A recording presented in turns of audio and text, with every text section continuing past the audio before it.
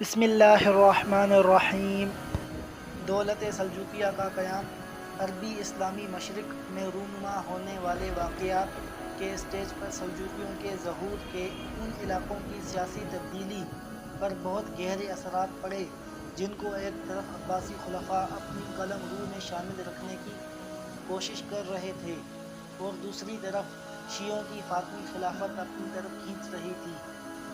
ایسی حالات میں سلجوقیوں نے ایک بہت بڑی ترکی سلطنت کی بنیاد رکھی جو 5ویں صدی ہجری بمطابق 11ویں صدی عیسوی میں سامنے آئی۔ یہ سلطنت خراسان، ماوراء النہر، ایران، عراق، شام اور ایشیا کچک کے علاقوں پر مشتمل تھی۔ اس سلطنت کا مستقر پہلے ایران کا شہر تھے اور بعد میں عراق کا شہر بغداد قرار پایا۔ اسی دوران خراسان، ماوراء النہر، کرمان، شام، سلاجقہ روم اور ایشیا کوچک سلاجقہ روم میں کئی چھوٹی چھوٹی سلجوقی سلطنتیں معرض وجود میں آئیں۔ یہ تمام سلطنتیں ایران اور عراق میں سلجوقی سلطان کے تابع تھیں۔ سلجوقیوں نے بغداد کی عباسی خلافت اور اس کے مذہب اہل سنت والجماعت کی خوب مدد کی۔ یہ سلطنت ایک طرف ایران و عراق میں شیعہ بویہودی اور دوسری طرف مصر و شام میں عبیدی فاطمی اثر و نفوذ کے درمیان گھری زوال کے قریب پہنچ چکی تھی۔ سلجوقیوں نے بویہودی اقتدار کا خاتمہ کر دیا اور عبیدی یعنی فاطمی خلافت کے سامنے ڈٹ کر کھڑے ہو گئے۔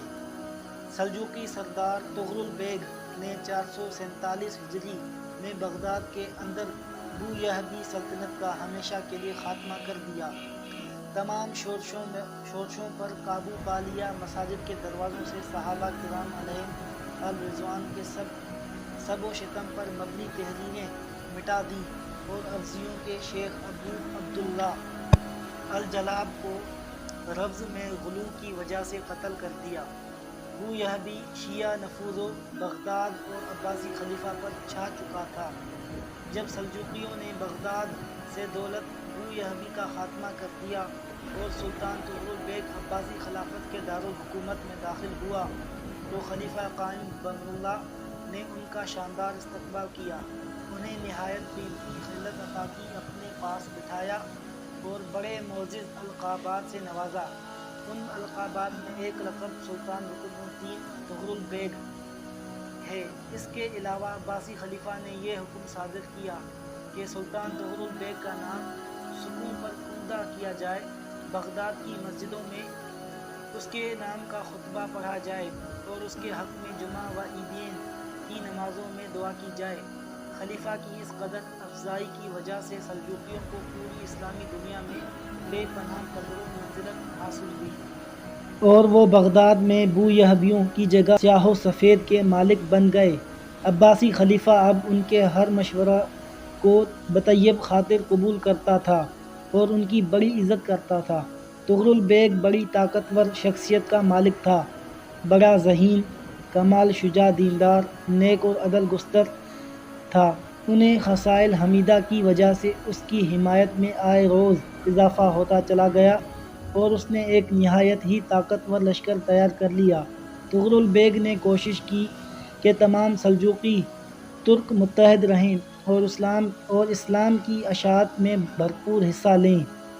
خلیفہ قائم بامر اللہ نے سلجوقی سلطنت کے ساتھ اپنے تعلق کو مضبوط بنیادوں پر قائم کرنے کی خاطر طغرل بیگ کے بڑے بھائی جعفری بیگ کی بیٹی سے شادی کر لی۔ یہ شادی 448 ہجری بمطابق 1059 میں ہوئی۔ پھر شعبان 454 ہجری بمطابق 1062 عیسوی میں طغرل بیگ کی شادی خلیفہ عباسی قائم بامر اللہ کی بیٹی سے ہوئی، لیکن اس کے بعد طغرل بیگ زیادہ عرصہ زندہ نہ رہے۔ 8 رمضان المبارک 454 ہجری بمطابق 1062 عیسوی کو یعنی صرف ایک ماہ بعد ان کا انتقال ہو گیا۔ اس وقت طغرل بیگ کی عمر 70 سال تھی۔ اپنی وفات سے پہلے طغرل بیگ خراسان، ایران اور عراق کے شمال مشرقی علاقوں میں اپنے ہاتھ سے سلجوقی اقتدار اور غلبہ کا کام مکمل کر چکے تھے۔ سلطان محمد الپرسلان بہادر شیر الپرسلان نے اپنے چچا طغرل بیگ کی وفات کے بعد زمام اقتدار اپنے ہاتھ میں لی۔ اگرچہ اقتدار کی خاطر ملک میں کچھ جھگڑے ہوئے، لیکن الپرسلان نے ان تنازعات پر بروقت قابو پا کر حالات کو اپنی گرفت میں لے لیا۔ الپرسلان اپنے مرحوم چچا طغرل بیگ کی طرح ایک نہایت مدبر، تجربہ کار لیڈر اور جرأت مند شخصیت کا مالک مخلص قائد تھا۔ اس نے ملکی سرحدوں کو وسیع کرنے کے لیے ایک نہایت ہی دانش مندانہ پالیسی اختیار کی۔ جو علاقے سلجوقی سلطنت کے زیر نگیں تھے، پہلے ان کے استحکام کو یقینی بنایا اور اس کے بعد بیرونی دنیا کی طرف پیش قدمی کی۔ سلطان الپرسلان ہمیشہ جہاد فی سبیل اللہ اور اپنی پڑوسی مسیحی سلطنتوں میں اسلام کی اشاعت کے لیے بے قرار رہتا تھا۔ اس کی ہمیشہ سے یہ کوشش رہی کہ ارمن اور روم کے علاقے اسلامی قلمرو میں شامل ہوں۔ دراصل وہ ایک مخلص مجاہد تھا اور اسلامی جہاد کی روح ہی وہ واحد عامل تھا جس کی بدولت الپرسلان کو شاندار کامیابیاں نصیب ہوئیں اور اس کی جہادی سرگرمیوں نے دینی رنگ اختیار کر لیا۔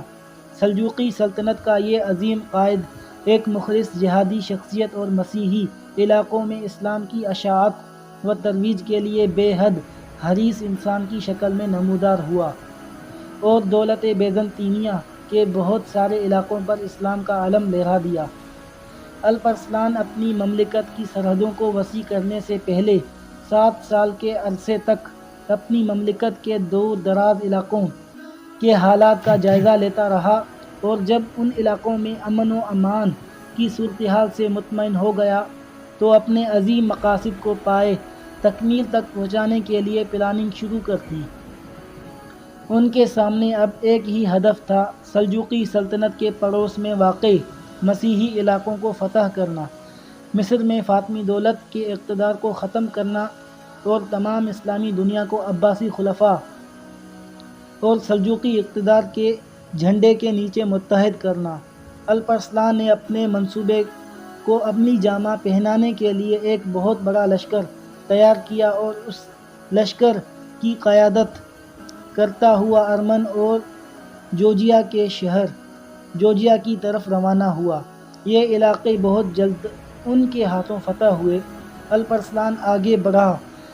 دراصل شام کے شمالی علاقے پر یورش کی حلب میں مرداسی حاکم تھے۔ اس سلطنت کی بنیاد 414 ہجری بمطابق 1023 میں صالح بن مرداس نے رکھی تھی۔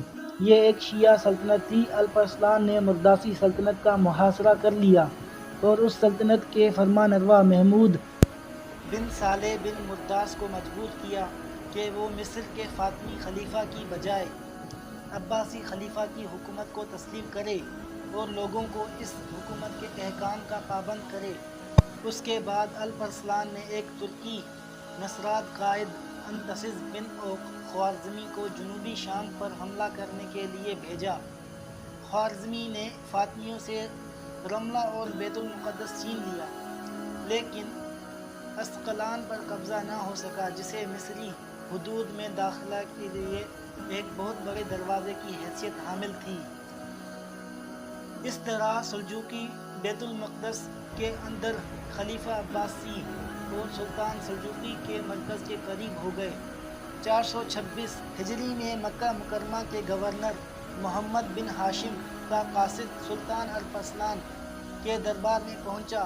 قاصد نے اطلاع دی کہ شریف مکہ خلیفہ القائم پاشا اور سلطان الپرسلان کے نام کا خطبہ دے رہا ہے اور آئندہ سے وہ عبیدی سلطنت کی بجائے عباسی خلافت کے احکامات کی پابندی کرے گا۔ قاصد نے یہ بھی بتایا کہ مکہ شریف میں آئندہ حی علی خیر العمل کے الفاظ اور دوسرے شیعی الفاظ اذان میں نہیں دہرائے جائیں گے۔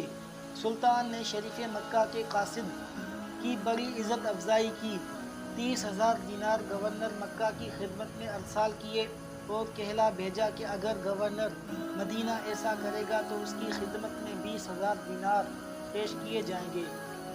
الپرسلان کی ان فتوحات نے رومی شہنشاہ ڈومانوس ڈیوجیس کو آتش زیر پا کر دیا اور اس نے پختہ ارادہ کر لیا کہ وہ ہر قیمت پر اپنی شہنشاہیت کا دفاع کرے گا۔ اس مقصد کی خاطر اس نے اپنی پوری فوج سلجوقیوں کے خلاف جنگ میں جھونک دی۔ رومی اور سلجوقی فوجی میں کئی خون ریز مارکے ہوئے۔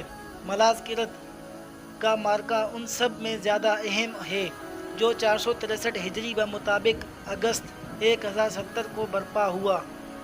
ابن کثیر لکھتے ہیں اور اس مارکے میں روم کا بادشاہ ڈومانوس پہاڑ کی مانند لشکر کو لے کر روانہ ہوا۔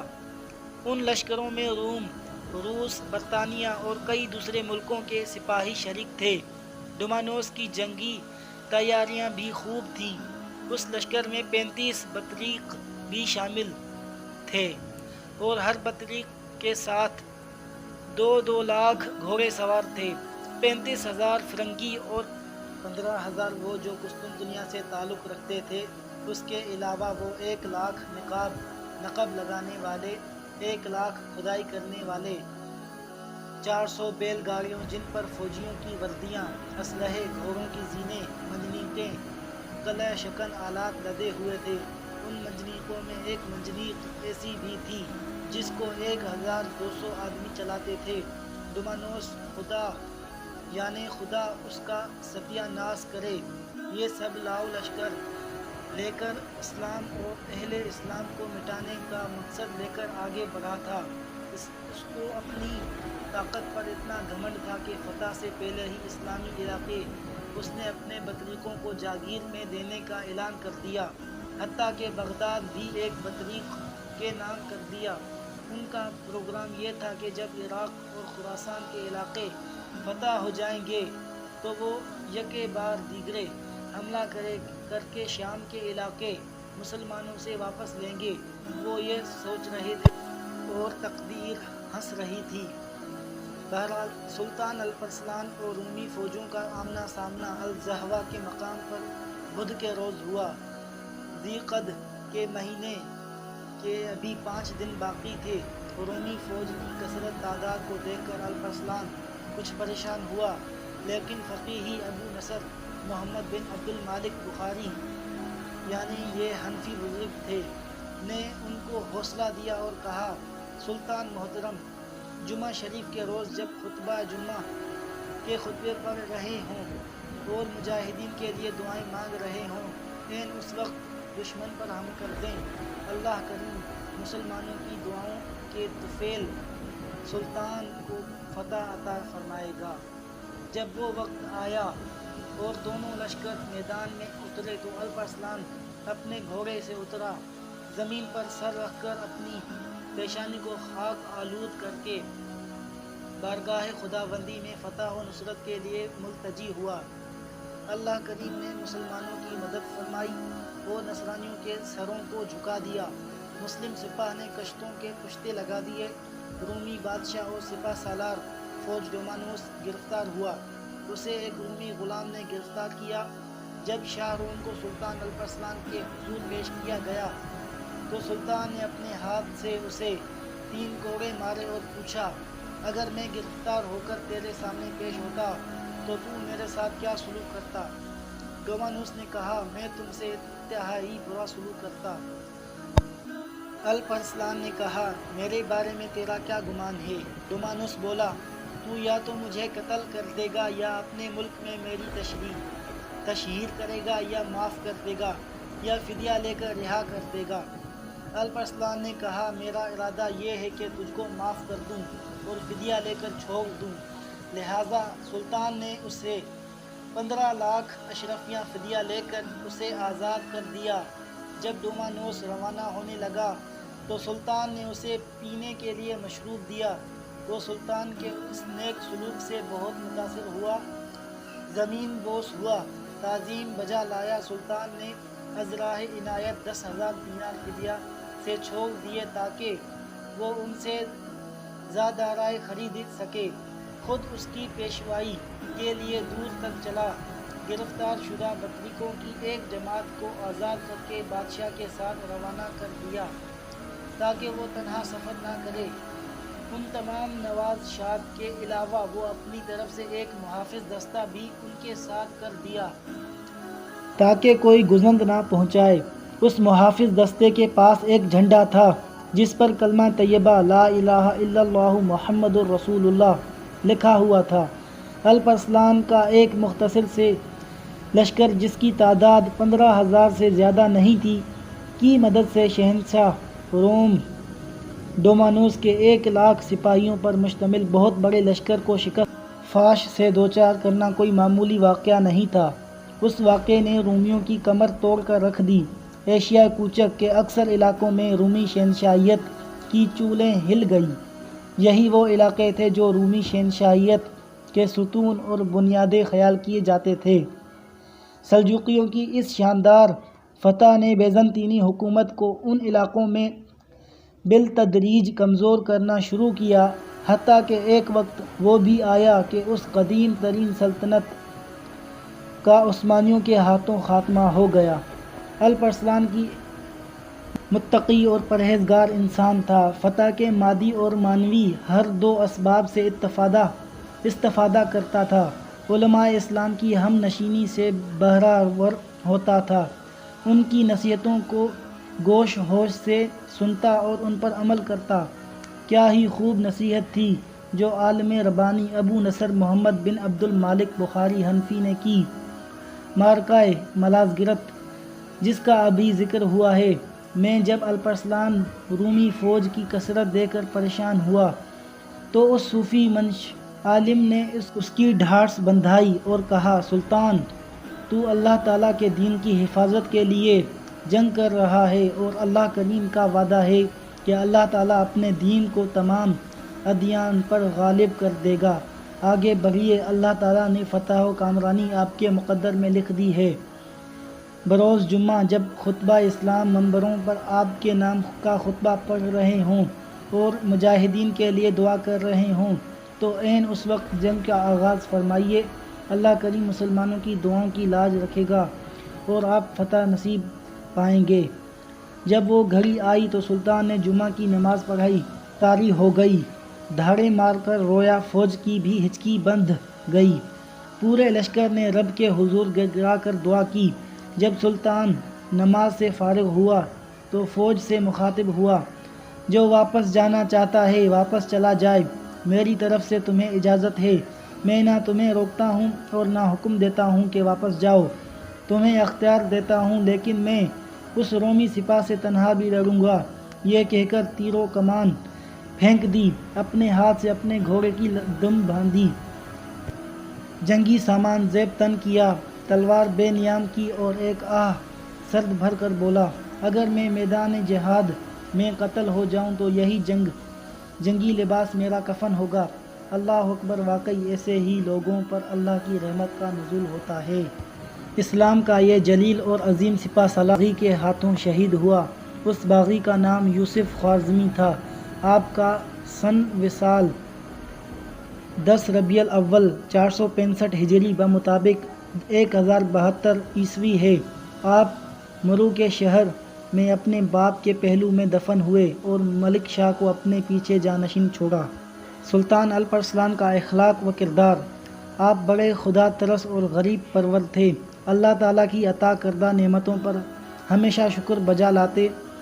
ایک دفعہ کا ذکر ہے کہ آپ کا گزر مرو میں خراسیں کے فقراء سے ہوا۔ آپ ان کی حالات زار کو دیکھ کر رو پڑے اور بارگاہ خداوندی میں التجا کیا، یا اللہ ان غریبوں کو اپنے فضل سے غنی کر دے۔ آپ بہت زیادہ صدقہ و خیرات کیا کرتے تھے۔ رمضان المبارک میں 15,000 اشرفیہ صدقہ کرنا آپ کا معمول تھا۔ ملک کے طول و عرض کے فقراء و مساکین کے نام ایک رجسٹر میں درج کر رکھے تھے، جنہیں معقول وظائف دیے جاتے تھے اور ان کے جملہ اخراجات کی کفالت حکومت کرتی تھی۔ پورے ملک میں کوئی جرم اور زیادتی نہیں تھی، رعایا خوشحال تھی اور خراج کی حقیقی آمدنی کے علاوہ کسی سے کوئی ٹیکس وصول نہیں کیا جاتا تھا۔ اور سالانہ خراج یک بارگی لینے کی بجائے سال میں آدھا آدھا کر 2 مرتبہ لیا جاتا تھا تاکہ لوگ آسانی سے خراج ادا کر سکیں۔ صدقہ وصول کرنے والے بعض عاملین نے آپ کی خدمت میں ایک عریضہ لکھا جس میں وزیر مملکت نظام الملک توسی کی شکایت کی کہ ان کے پاس بہت زیادہ دولت ہے۔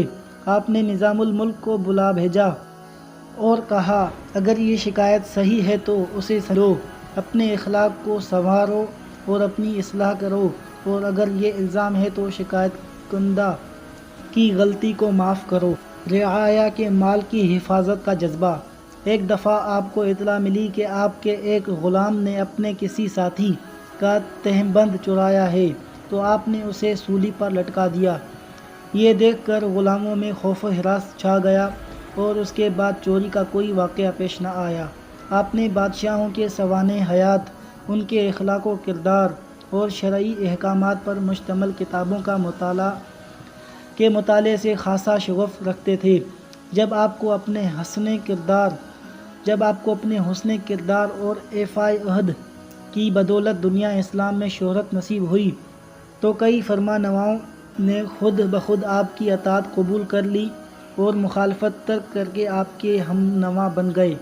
ماوراء النہر سے لے کر شام تک کے دور دراز علاقوں کے بادشاہ آپ کی خدمت میں حاضر ہوئے اور آپ سے اتحاد کیا۔ محترم ویورز، اب تک کے لیے اتنا ہی۔ رکھیے اپنا خیال اور اپنے اس چینل کا بھی۔ اللہ حافظ۔